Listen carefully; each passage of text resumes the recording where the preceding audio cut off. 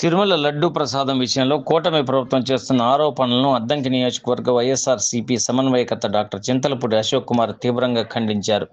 ఈ మేరకు అద్దంకి వైసీపీ కార్యాలయం నందు మీడియా సమావేశంలో మాట్లాడుతూ ఇది కేవలం రాజకీయ లబ్ధి కోసం చేస్తున్న విష ప్రచారం అని పేర్కొన్నారు. కోట్లాది మంది భక్తులు అత్యంత పవిత్రంగా భావించే తిరుమల లడ్డూపై తప్పుడు ఆరోపణలు చేయడం ద్వారా కూటమి ప్రభుత్వం హిందువుల మనోభావాలను దెబ్బతీస్తుందని ఆయన ఆగ్రహాన్ని వ్యక్తం చేశారు. ప్రభుత్వం తన వైఫల్యాలను కప్పిపుచ్చుకోవడానికి మరియు ప్రజల దృష్టిని మళ్లించడానికి ఈ రకమైన అసత్య ప్రచారాలను తెరపైకి తెచ్చిందని విమర్శించారు. తిరుమల వంటి పుణ్యక్షేత్రాన్ని రాజకీయాల్లోకి లాగటం వల్ల కలిగే నష్టం భవిష్యత్తులో తీవ్రంగా ఉంటుందని ఆయన హెచ్చరించారు. రాష్ట్రంలో కుల మత విద్వేషాలను రెచ్చగొట్టే విధంగా కొన్ని రాజకీయ పార్టీలు ప్రయత్నిస్తున్నాయని, ఇది సమాజానికి మంచిది కాదని హెచ్చరించారు. తిరుమల లడ్డు ప్రసాదంపై వస్తున్న ఆరోపణలను ఖండిస్తూ అటువంటి పవిత్రమైన విషయాన్ని రాజకీయ ప్రయోజనాల కోసం వాడుకోవడం సరికాదని అన్నారు. తిరుమల శ్రీవారి లడ్డు ప్రసాదం అంటే భక్తికి నిదర్శనం. అటువంటి ప్రసాదాన్ని వివాదాల్లోకి లాగి భక్తుల్లో లేనిపోని అనుమానాలు రేకెత్తించడం అత్యంత దుర్మార్గమైన చర్య అని అశోక్ కుమార్ అన్నారు. పాత్రికేయ మిత్రులందరికీ నమస్కారం. ఈరోజు ఈ ప్రెస్ మీట్ పెట్టడానికి ముఖ్య కారణం ఏంటంటే, ప్రస్తుతం రాష్ట్రంలోనే కాదు ప్రపంచవ్యాప్తంగా డిస్కషన్లో ఉన్నటువంటి తిరుమల తిరుపతి లడ్డూ ప్రసాదం మీద జరుగుతున్నటువంటి గందరగోళానికి ఏ విధంగా మనం వాటిని అరికట్టాలి అనే దానిలో భాగంగానే ఈ ప్రెస్ మీట్ పెట్టడం జరుగుతుంది. సరిగ్గా దాదాపు 7-8 నెలల క్రితం ఒక గౌరవప్రదమైనటువంటి స్థానంలో ఉన్నటువంటి సాక్షాత్తు రాష్ట్ర ముఖ్యమంత్రి వర్యులే ఎటువంటి ఎవిడెన్స్ లేకుండా ఏదో నోటికి వచ్చినట్టు కొన్ని కోట్ల మంది దాదాపు ప్రపంచవ్యాప్తంగా ఉన్నటువంటి ప్రతి ఒక్క హిందువు కూడా ఎంతో గౌరవంగా ఎంతో భక్తితో పూజేటటువంటి వెంకటేశ్వర స్వామి ప్రసాదం అయినటువంటి తిరుమల తిరుపతి లడ్డూలో జంతువుల కొవ్వు, పంది కొవ్వు, అదేవిధంగా ఫిష్ ఆయిల్, గేదె కొవ్వు కలిసిందనే ఒక తప్పుడు ప్రచారంతో ఒక గ్లోబల్ ప్రచారాన్ని మొదలుపెట్టారు, ఎటువంటి ఎవిడెన్స్ లేకుండానే. ఆ రోజు ఒక గౌరవప్రదమైనటువంటి వృత్తిలో ఉన్నటువంటి వ్యక్తి మొదలుపెట్టిన ఆ అసత్యాన్ని సాక్షాత్తు రాష్ట్ర డిప్యూటీ సీఎం కూడా ఏదో నిజంగా తప్పు జరిగిపోతున్నట్టు మాలధారణ వేయటం, గుడిమెట్లు కరగటం, హిందువుల మనోభావాలు దెబ్బతింటున్నాయని నానా యాగి చేశారు. ఫస్ట్ థింగ్ ఏంటంటే, దేవుణ్ణి రాజకీయాల్లోకి తీసుకురావటమే చాలా పాపం. అలాంటి పాపాన్ని వాళ్ళు మూటగట్టుకొని ప్రజల నమ్మకాన్ని ఆల్రెడీ వమ్ము చేశారు. కానీ ఏదైతే నిజం ప్రజానికానికి అందరికీ తెలియాలి అనుకున్నారో, వైఎస్ఆర్సీపీ పార్టీ తరఫున ఇలాంటి ఒక ప్రచారాన్ని ఆపాలి, ఇలాంటి ఒక అసత్యాన్ని ప్రజలందరికీ సత్యం తెలియచేయాలనే కారణంతోనే ఆ రోజు మా నాయకులు వైఎస్ జగన్మోహన్ రెడ్డి గారి ఆదేశాలతో అప్పటి చైర్మన్ అయినటువంటి సుబ్బారెడ్డి గారు సుప్రీంకోర్టు మెట్లు తక్కడం జరిగింది.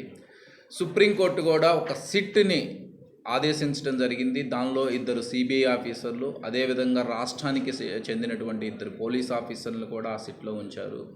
ఇటీవల ఆ సిట్ ఏదైతే సుప్రీంకోర్టుకి నివేదిక సమర్పించిందో దానిలో అసలు ఆ ప్రసాదంలో ఎటువంటి ఏదైతే నెయ్యిలో జంతువుల కొవ్వు కలిసింది అని అంటున్నారో, ఆ నెయ్యిలో ఎటువంటి జంతువుల అవశేషాలు కానివ్వండి, పదార్థాలు కానీ లేవు అని సిట్ రిపోర్ట్ ఇవ్వడం, కూటమి ప్రభుత్వం డిఫెన్స్లో ఏం చేస్తుందో అర్థం కాక మళ్ళీ సరికొత్త నాటకానికి తెరతీయటం మొదలుపెట్టారు. అదేంటి అంటే, అసలు అది నెయ్యే కాదు, దాన్ని లడ్డూలో తయారీలో వినియోగించారు అని రాష్ట్ర వ్యాప్తంగా పోస్టర్లు అంటించడం మొదలుపెట్టారు. ఎప్పుడైనా సరే ఒక వ్యక్తి తప్పు చేసినప్పుడు పొరపాటు జరిగింది అని క్షమాపణలు కనుక చెప్పుంటే రాష్ట్రం మొత్తం ఎంతో హర్షించేది, ప్రజల మనోభావాలను గౌరవించిన విధంగా ఉండేది. కానీ వాళ్ళు చేసినటువంటి అసత్య ఆరోపణని కప్పిపుచ్చుకోవటానికి దానిలో ఎటువంటి కొవ్వు కలవలేదు అని నివేదిక వచ్చినా కానీ పాపం జరిగింది అని రాష్ట్రం మొత్తం కూడా పోస్టర్లు అంటించింది, మీరు అందరూ చూశారు. దానిలో భాగంగా వైఎస్ఆర్సీపీ పార్టీ తరఫున అవి తీసివేయాలి అని ఎక్కడైతే ఏర్పాటు చేశారో వాటినటువంటి మున్సిపల్ కమిషనర్లకు కానివ్వండి, పోలీస్ ఆఫీసర్లకు కానివ్వండి, అదేవిధంగా డీజీపీ గారికి కానివ్వండి, మేము రిప్రజెంటేషన్ ఇవ్వడం జరిగింది. మీరు చూసుకున్నట్లయితే దానిలో భాగంగానే గుంటూరులో ఏర్పాటు చేసినటువంటి ఆ ఫ్లెక్సీల్ని తీసివేయాలి అని అంబటి రాంబాబు గారు చెప్పి వైఎస్ఆర్సీపీ పార్టీ తరపున మేమందరం దైవ పూజల్లో పాల్గొని ఇలాంటి మహాపాపం చేసినటువంటి వాళ్ళని క్షమించాలి అని దైవ పూజల్లో పాల్గొని తిరిగి వస్తుంటే కావాలని ప్రోవోకేట్ చేసి ఏ విధంగా తిట్టారో మీరు అందరూ చూశారు. కర్రలతో పోలీసుల ముందే ఆయన మీద దాడి చేయడానికి ప్రయత్నించారు. డెఫినెట్గా వాళ్ళు ప్రోవోకేట్ చేయటం వలన అంబటి రాంబాబు గారు ఆ రోజు ఒక మాట తూలాను అని చెప్పి ఆయనే ఒప్పుకున్నారు. దానికి చింతిస్తున్నానని అని కూడా అన్నారు. కానీ దాన్ని లేనిపోని విధంగా ఏదో రాష్ట్ర ముఖ్యమంత్రిని ఒక పదంతో తిట్టాడు అనే విధంగా వాళ్ళు కాయించి, మీరు ఆ వీడియో చూసుకున్నట్టయితే క్లియర్గా ఉంది.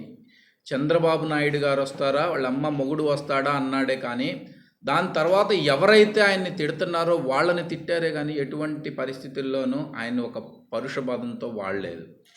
అలాంటిది సాక్షాత్తు ఒక సెంట్రల్ మినిస్టర్ అయినటువంటి వ్యక్తి ఈ విధంగా చేస్తారా, మీ అంతు చూస్తాం, మీకు సినిమా చూపిస్తామని అక్కడ ఉన్నటువంటి లోకల్ ఎమ్మెల్యేతో, ఆయన కూడా చాలా సేఫ్గా ఆయన ఏమి ఇన్వాల్వ్ అవ్వకుండా లోకల్ ఎమ్మెల్యేతో ఆ విధంగా అంబటి రాంబాబు గారి ఇంటి మీద దాడి ఏ విధంగా చేశారో మీరు అందరూ చూశారు. దాంతోపాటు జోగి రమేష్ గారి ఇంటి మీద కూడా ఏ విధంగా దాడి చేశారో మీరు అందరూ చూశారు. ఆ రోజు గత ప్రభుత్వంలో టీడీపీకి చెందిన ఒక వ్యక్తి డైరెక్ట్గా అప్పటి ముఖ్యమంత్రిని తిట్టాడు అని ఆ రోజు నిజంగా గొడవ జరిగినప్పుడు చాలామంది అన్నారు మీరు చేసింది తప్పు అని. మరి ఈరోజు మీరు చేసింది ఏంటి? ఆ రోజు నిజంగా కొంతమంది మనోభావాలు దెబ్బతిన్నప్పుడు ఆ విధంగా జరిగినప్పుడు మీరు అందరూ తప్పు తప్పు అన్నారే, ఈరోజు మీరు చేసిన పని ఏంటి అనేది ఒక్కసారి మీరు ఆలోచించుకోండి. ఇదే విధంగా జరుపుకుంటూ పోతే ఎప్పుడో బీహార్లో విన్నాం, ఇప్పుడు ప్రస్తుతం బీహార్లో కూడా అలాంటి స్థితిగతులు ఉన్నాయో లేదో నాకు తెలీదు. బీహార్లో జంగిల్ రాజ్ పాలన అని ఉండేది. ఈరోజు ఆంధ్రప్రదేశ్లో అది కళ్ళారా చూస్తున్నాము. మాజీ మంత్రివర్యులే క్షేమంగా లేరు, వాళ్ళ కుటుంబ సభ్యుల మీదే అటాక్ జరుగుతున్నాయి అంటే ఒక్కసారి మీరు ఆలోచించుకోండి ఎటు నుంచి ఎటు పోతున్నాము అనేది. ఏదైతే సుప్రీంకోర్టు వేసినటువంటి సిట్టు ఆ రిపోర్టులో ఎటువంటి జంతువుల కొవ్వు కలవలేదు అని ఆ నివేదిక రాగానే ఇప్పుడు కొత్త రాగం అందుకున్నారు. అంటే ఒక్కళ్ళని ఎదుర్కోవటానికి మొత్తం రాష్ట్రంలో ఉన్నటువంటి అందరూ కలిసి ఒక ప్రెస్ మీట్ పెట్టి దానిలో జంతువుల కొవ్వు అనే మాట ఇప్పుడు వదిలేసేసేసి ఏదైతే బాత్రూములు కడగటానికి ఉపయోగించేటువంటి పదార్థాలని వాడారు అనే మరొక అసత్య ప్రచారాన్ని తీసుకొస్తున్నారు. సిట్ రిపోర్ట్లో ఏముందో క్లియర్గా నేను చెప్తాను వినండి. దానిలో ఏంటంటే ఏదైతే కంపెనీ ఉందో ఆ నెయ్యి తయారు చేసే కంపెనీ ఒక రకమైనటువంటి యాసిడ్ని ప్రొక్యూర్ చేశారు అని మాత్రమే ఆ రిపోర్ట్లో ఉంది. అంటే ఆ కంపెనీ ఆ యాసిడ్ని ప్రొక్యూర్ చేసినంత మాత్రాన దాన్ని లడ్డులో వాడారు అని కూడా ఎక్కడా సిట్ చెప్పలేదు. ఎగ్జాంపుల్ చెప్తున్నానండి. నేను ఒక ఉప్మా తయారు చేయాలి అనుకున్నాను అనుకోండి, బజారుకి వెళ్తాను, సేమియానో మైదా పిండో లేదంటే గోధుమ రవ్వో బొంబాయి రవ్వో దాంతోపాటు షుగరు ఇంకా మిగతా చాలా వాటితో పాటు నేను ఒక విమ్ బారు లేదా ఒక డిష్ వాషర్ కొనుక్కొచ్చుకున్నాను అనుకోండి. అంటే అవి కొనుక్కొచ్చినంత మాత్రాన నేను ఉప్మాలో విమ్ బారో డిష్ వాషరో యూజ్ చేస్తున్నారు అని కాదండి. వాటి వల్ల ఉపయోగం వేరే ఏదైనా ఉండొచ్చు. దాన్ని పట్టుకొని వాళ్ళు ప్రొక్యూర్ చేశారు కాబట్టి ఆ నెయ్యిలో కలిపారు అనేది అనడం ఎంతవరకు సహజం, ఎంతవరకు సమంజసం మీరు ఒక్కసారి ఆలోచించండి. సిట్ రిపోర్ట్ క్లియర్గా మెన్షన్ చేసింది ఎటువంటి కెమికల్ కానివ్వండి, ఎటువంటి జంతు కొవ్వు కానివ్వండి దానిలో కలవలేదు అనేది. ఇంకొక మేజర్ ఇష్యూ ఏంటంటే మా పార్టీ నాయకులు సుబ్బారెడ్డి గారు ఆల్రెడీ కల్తీ జరిగిందని ఒప్పుకున్నారు అనేది ఇంకొక అసత్య ప్రచారం చేస్తూ ఉన్నారు. సుబ్బారెడ్డి గారు ఎట్టి పరిస్థితుల్లోనూ అక్కడ కల్తీ జరిగింది అనేది చెప్పలేదండి. ఏదైతే కూటమి ప్రభుత్వం వచ్చిన తర్వాత ఒక 4 ట్యాంకర్ల లారీల నెయ్యి సప్లైని టెస్ట్ అంటే రొటీన్ టెస్ట్లో చేసినప్పుడు సబ్స్టాండర్డ్లో ఉన్నాయి అని చెప్పేసి వాటిని వెనక్కి పంపించారు కూటమి ప్రభుత్వంలోనే. అది ఏఆర్ డైరీ పేరు మీద వచ్చింది. ఏదైతే వెనక్కి పంపించేసేసారో వాటిని డిస్కార్డ్ చేయకుండా ఒక నెల రోజుల పాటు